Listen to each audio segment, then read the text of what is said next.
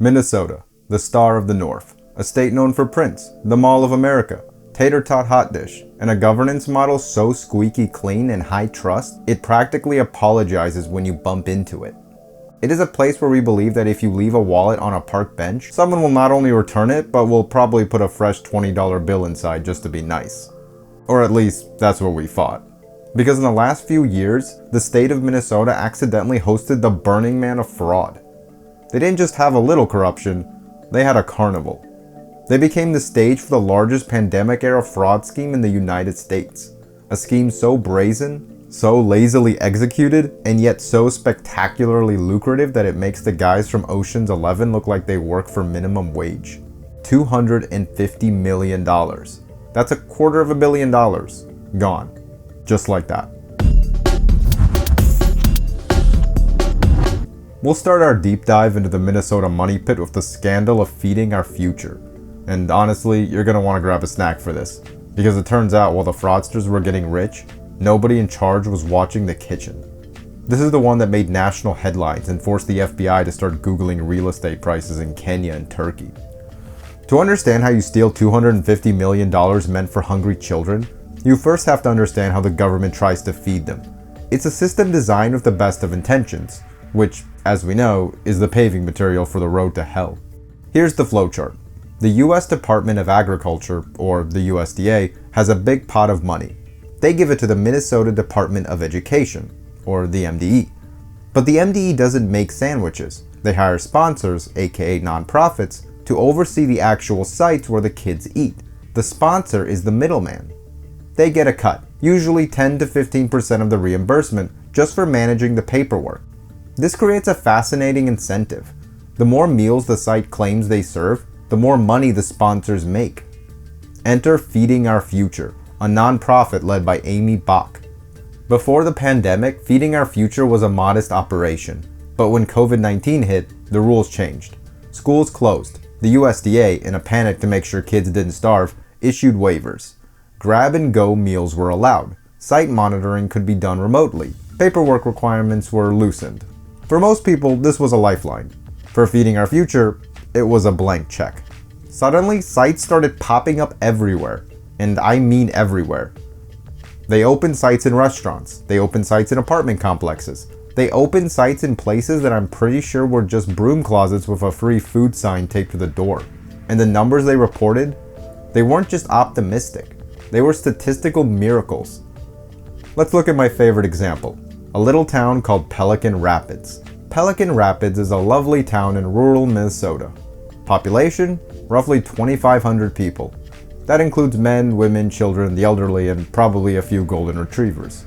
A Feeding Our Future location there, run by a guy named Abdirashid Bixidul, claimed to be serving, and wait for it, 6,000 meals a day. Let's do some math. If every single man, woman, and child in Pelican Rapids ate breakfast and lunch at this one site, that's still only 5,000 meals. To hit 6,000, they'd have to bus in the population of the neighboring town, or force feed the locals a third lunch.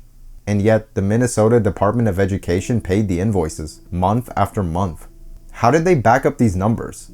They submitted rosters of the children's names. Now, if you're going to forge a list of 6,000 kids, you might want to be creative. These guys, not so much. Investigators later found that they used Excel formulas to randomly generate names. Or they just took a list of kids from a local school district and copy-pasted it, claiming those kids were eating at the site even though they were sitting in a classroom 10 miles away. It was the Control-C, Control-V method of embezzlement. So where did the money go? Because it sure didn't go to bologna sandwiches.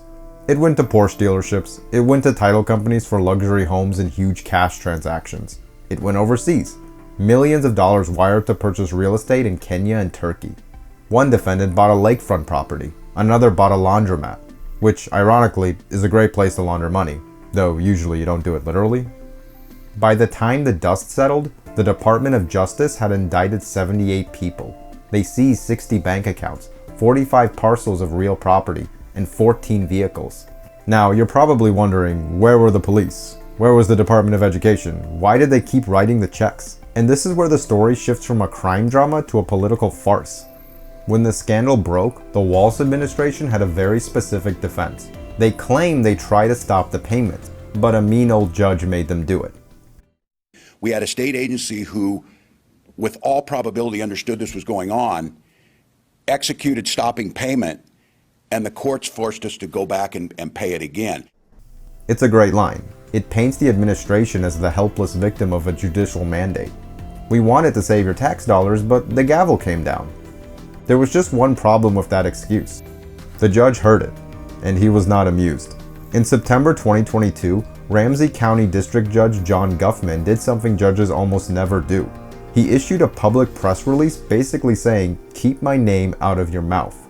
Judge Guffman never issued an order requiring the Minnesota Department of Education to resume food reimbursement payments to FOF. All of the Minnesota Department of Education food reimbursement payments to FOF were made voluntarily, without any court order. Ouch. Let's unpack that. Feeding Our Future did sue the Department of Education in late 2020. They claimed MDE was taking too long to approve their new sites. They accused MDE of racism and discrimination against the Somali community. The judge looked at the case and said, "MDE, you have a legal timeline to process these applications. You are blowing past the deadlines. You can deny them or you can approve them, but you can't just sit on them." He held MDE in contempt of court, not for refusing to pay fraud, but for administrative incompetence. He fined them $47,000 for being slow with the paperwork. Faced with a $47,000 fine and a tough legal battle, MDE had a choice. Option A, deny the applications, declare the sponsors seriously deficient, and fight it out in court to protect the taxpayers.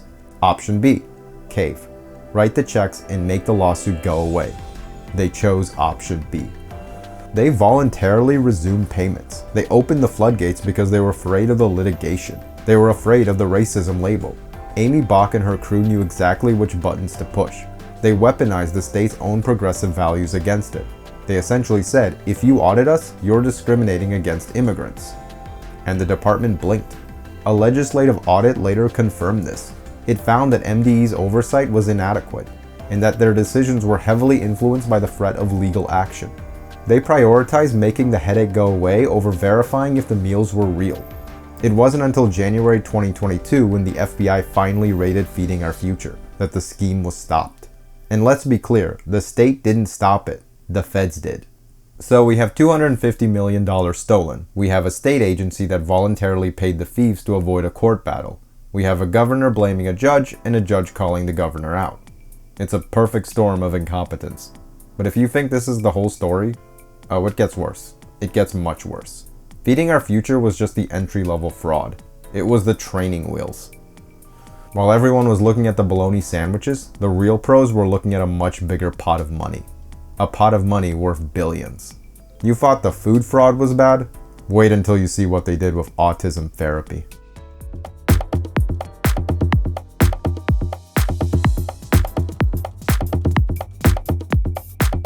While everyone was focused on the bologna sandwiches, the same criminal networks, and I mean literally the same people, were busy cracking the code to a much larger vault. A vault known as Medicaid. In December 2025, while Minnesotans were busy scraping ice off their windshields, U.S. Attorney Joe Thompson held a press conference that dropped a nuclear bomb on the state capitol. He wasn't talking about millions anymore. He wasn't talking about lunch money. He was looking at 14 high-risk state programs funded by Medicaid.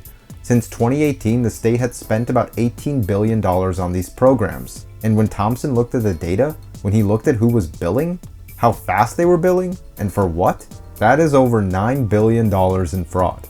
To put that in perspective, $9 billion is enough to buy the Minnesota Vikings. Not tickets to the game, the entire team, twice, and you'd still have enough change left over to buy the Twins. Thompson called it industrial scale fraud. This wasn't a doctor fudging a bill for an extra checkup. These were fake companies created solely to steal, operating like factories. So how do you steal $9 billion? You don't do it all at once. You do it by finding the soft spots in the system, programs that rely on trust, self-attestation, and consulting. Let's look at the two biggest gold mines, autism and housing. We'll start with autism, which somehow became a gold rush in the state of Minnesota. There is a program called EIDBI, Early Intensive Developmental and Behavioral Intervention. It's designed to help kids with autism. It pays very well because historically therapy is expensive and requires highly trained professionals. But the fraudsters looked at this and thought, what if we just skip the highly trained part? And the therapy part? And hell, maybe even the autism part. Enter a company called Star Autism Center, run by a guy named Abdi Najib Hassan Yusuf. According to federal indictments, Star Autism billed Medicaid for millions of dollars in therapy. But who were the therapists? Were they clinical psychologists? Were they behavioral specialists? No, they were 18 and 19-year-old relatives of the owner. Teenagers. Their qualification was, I am related to the boss. They had no training. They were effectively high-priced babysitters, if they even showed up at all. But here's the darker part. To bill Medicaid, you need clients. You need kids. So how do you get hundreds of Somali parents to bring their children to a fake autism center? You pay them. Recruiters for these centers would approach parents and offer kickbacks, cash bribes of up to $1,500 just to enroll their kids. In many cases, the kids didn't even have autism. The centers would work with corrupt mental health professionals to rubber stamp a diagnosis. Think about that. They were diagnosing healthy children with a developmental disorder just to monetize them. That is not just theft, that is predatory. And remember how I said these networks were connected? Meet Asha Farhan Hassan. She ran a place called Smart Therapy. She pled guilty to a $14 million fraud in the autism program. But guess what else she was doing? She was also indicted for stealing $465,000 from the Feeding Our Future food program. Talk about diversifying the portfolio. If the state had a pot of money, she had a straw. Next up, the housing mirage. If autism fraud makes you angry, housing fraud will make you laugh. Or cry. Minnesota created a program called Housing Stabilization Services, or the HSS. The goal was noble. Help people with disabilities or addiction find stable housing. Crucially, this program did not pay for rent. It paid for consulting. It paid people to help you find a house. It's the ultimate nebulous service. How do you prove someone thought about housing for an hour? The fraudsters looked at HSS and saw a license to print money. When the program launched in 2020, the state estimated it would cost about $2.6 million a year. A nice small pilot program. Let's look at the actual scoreboard. 2020, $2.6 million. Okay, all makes sense there. 2021, $21 million. Okay, that's a big jump.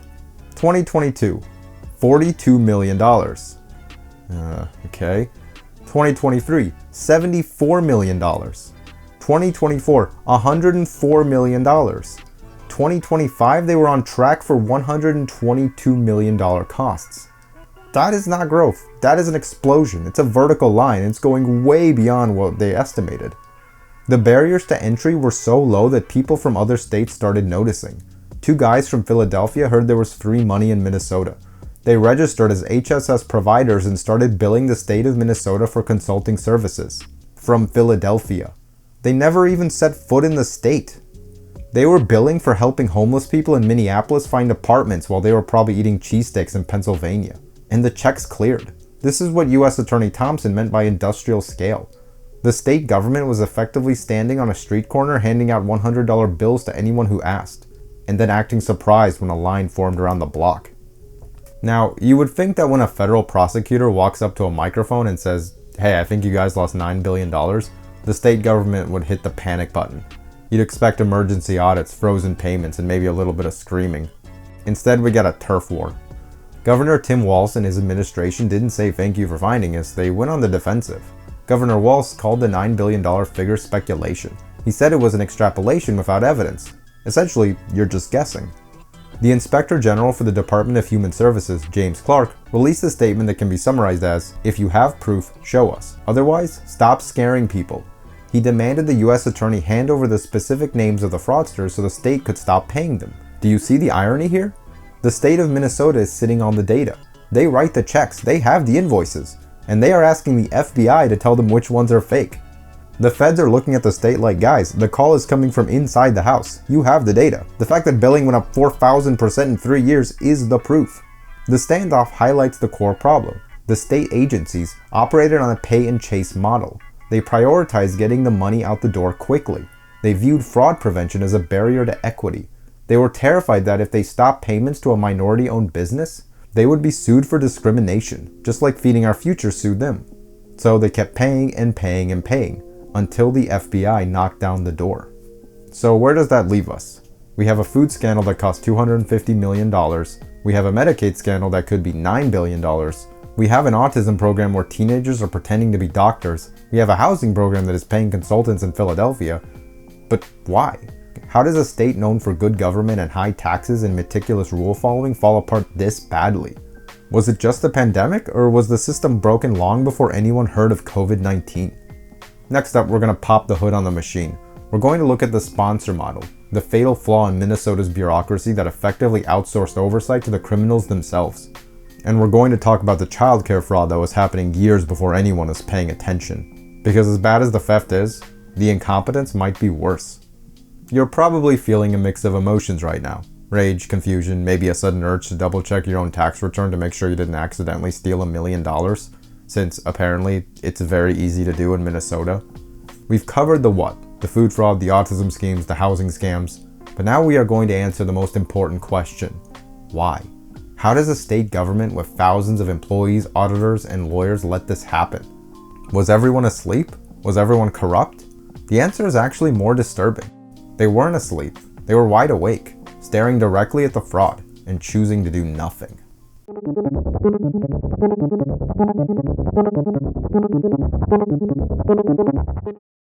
First up, the middleman problem, aka the sponsor model.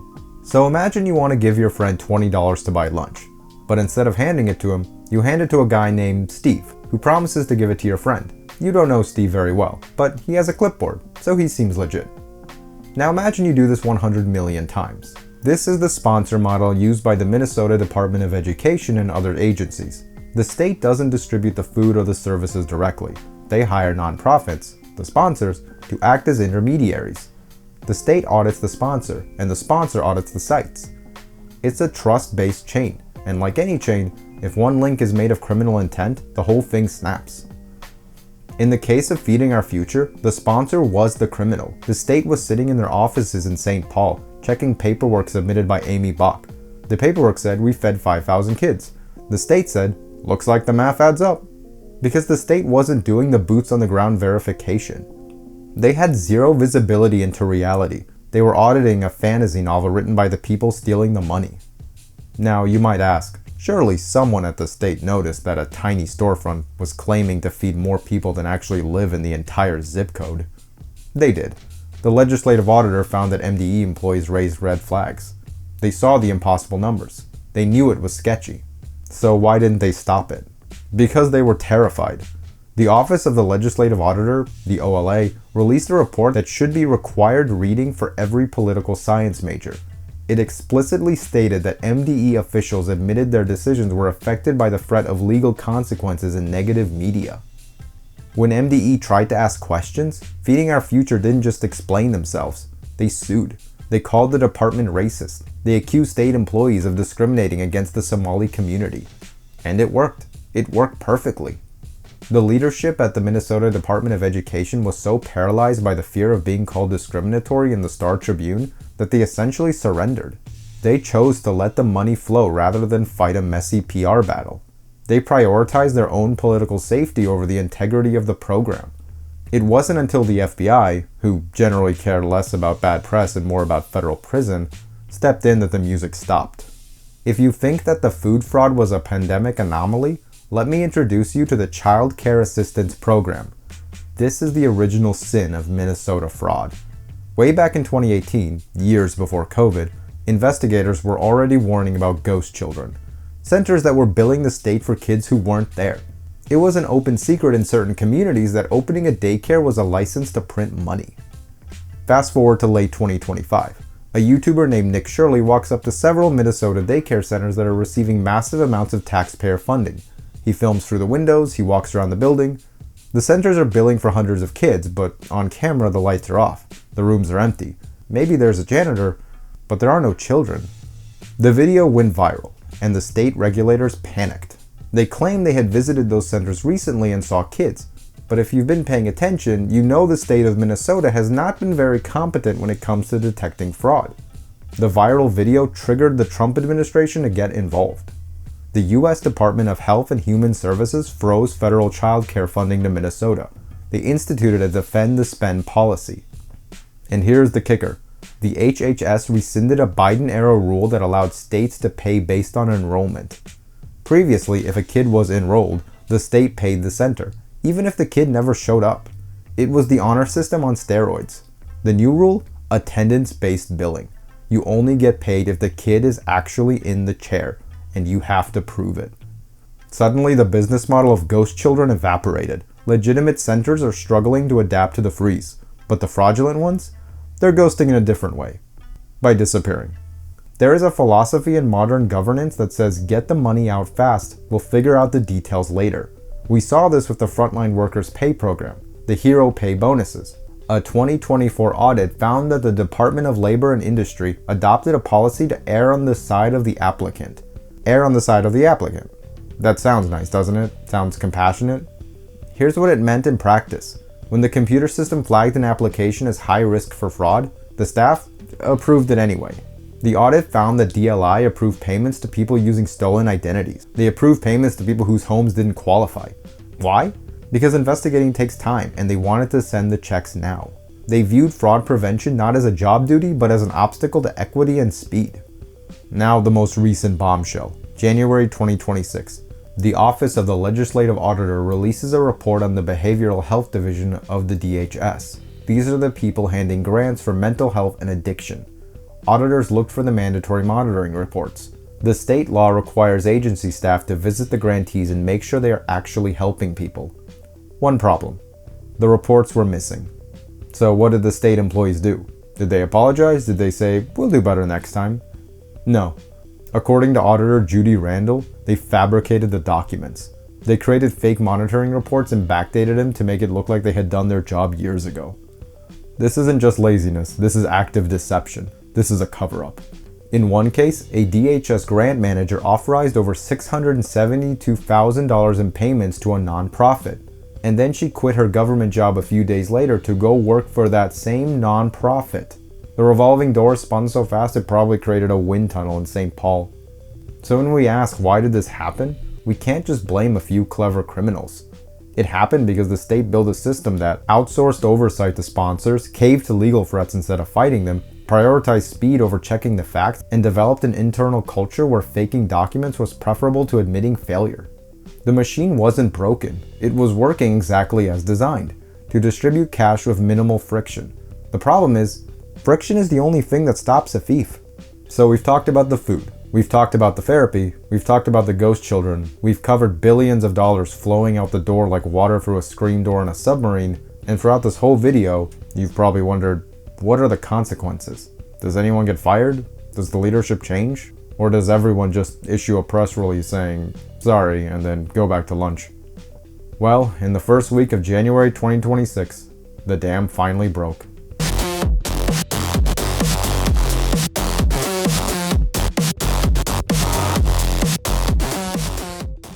Governor Tim Walz steps up to a podium.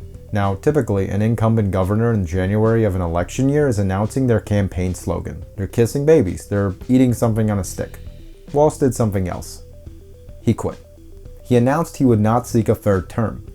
Now, in politics, I want to spend more time with my family or I want to focus on my job is usually code for my internal polling numbers look like a crime scene photo.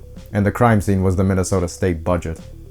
Just days before this announcement, the President of the United States had publicly labeled Minnesota a hub of fraudulent money laundering activity. The U.S. Attorney had dropped that $9 billion fraud estimate. The governor was stuck. If he campaigned, every debate question would be, where's the money? If he claimed he fixed it, the feds would just raid another nonprofit the next day. The high-trust governance model had become a political liability that no amount of Minnesota nice could smooth over. So, he walked away. But if the governor thought his exit would lower the temperature, he was wrong. Because the very next day, the federal government decided to stop sending sternly worded letters and started breaking legs. The U.S. Department of Health and Human Services, now under the Trump administration, sent a notification to Minnesota that can be summarized as, the ATM is closed. They froze federal child care funding, not just for the bad guys, for everyone. This was the nuclear option, the defend the spend initiative. The HHS basically said, we don't trust your audits, we don't trust your papers. From now on, if you want a single dollar for childcare, you need to send us a receipt. You need photographic evidence. You need to prove the kid exists. The kid was there and the lights were on. The reaction was chaos. Legitimate childcare providers, the ones who actually watch children and barely scrape by, were suddenly staring at insolvency. They were collateral damage in a war between Washington and St. Paul. The Minnesota Department of Children, Youth, and Families admitted they found out about the freeze on social media. Think about that. The agency managing billions of dollars found out they were cut off via tweet. That is not the sign of a healthy relationship. But amidst the rubble, there is one glint of actual structural hope. A change that might actually prevent this from happening again. It's a piece of legislation called the HF1. Passed in June 2025, the law created something Minnesota desperately needed: an independent office of the Inspector General. Why does this matter? Before this, the Inspector General for the Department of Human Services worked for the Department of Human Services. They reported to the commissioner. It's like having the health inspector report to the owner of the restaurant. Hey boss, there are rats in the kitchen.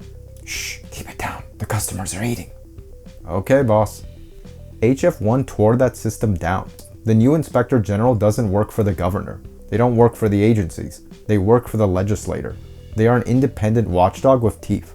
They have subpoena power. They can freeze payments immediately, without asking for permission. If they smell smoke, they are the internal affairs of the state government. And they don't care if the agency looks bad. This is the death of the honor system. For decades, Minnesota operated on the belief that people are generally good. And that is a beautiful way to live your life. It is a terrible way to run a $60 billion government. The fraudsters, the Amy Box, the fake autism centers, the phantom housing consultants, they looked at high trust culture and saw a mark. They saw an unlocked door. The tragedy isn't just the money, it's the cynicism. Because of this fraud, every legitimate person asking for help is now a suspect. Every struggling mom trying to get autism therapy for her kid now has to jump through 10 times as many hoops. Every honest daycare provider is now facing audits that could bankrupt them. The thieves didn't just steal money, they stole the benefit of the doubt. And it'll take a very long time to get that back. Thanks for watching. And hey, check your bank account. You never know who might be billing the state for consulting in your name. See you next time.